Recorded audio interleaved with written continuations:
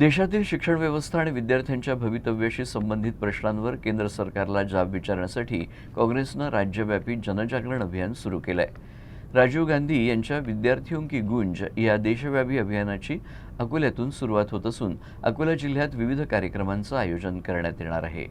देशातील लाखो विद्यार्थी स्पर्धा परीक्षांचे उमेदवार आणि नोकरीच्या प्रतीक्षेत असलेले युवक पेपरफुटी, परीक्षा घोटाळे, वाढती बेरोजगारी आणि भरती प्रक्रियेतील विलंबामुळे त्रस्त असल्याचा आरोप काँग्रेसनं केला आहे।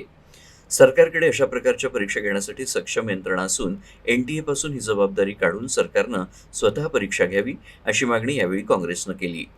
या अभियानात विद्यार्थी, स्पर्धा परीक्षांचे उमेदवार, शाळा महाविद्यालयीन युवक युवती, शिक्षक, पालक आणि नागरिकांनी मोठ्या संख्येनं सहभागी होण्याचं आवाहनही काँग्रेसनं केलं आहे।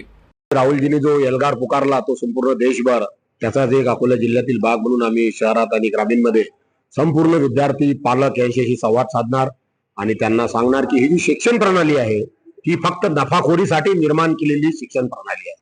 और ज्या समाज व्यवस्थेत शिक्षण ही नफा कमावण्याचे साधन होऊ शकते ती समाज व्यवस्था चांगली असू शकत नाही। आणि हिंदुत्वाच्या नावावर मतं घेणारे, हिंदुत्वाच्या गोष्टी करणारे, रामराज्याच्या गोष्टी करणारे शिक्षणासाठी नफाखोरी करतात। प्रदीप जोशी सारख्या लोकांवर कारवाई करू शकत नाही।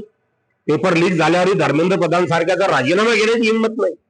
हे दुर्दैव आहे आणि काँग्रेस पूर्ण गावागावात, पूर्ण कॉलेज, ज्युनियर कॉलेजला जाऊन याची जागरूकता करणार। 30 तारखेला पहिला प्रोग्राम आम्ही बाळापूरला करतो।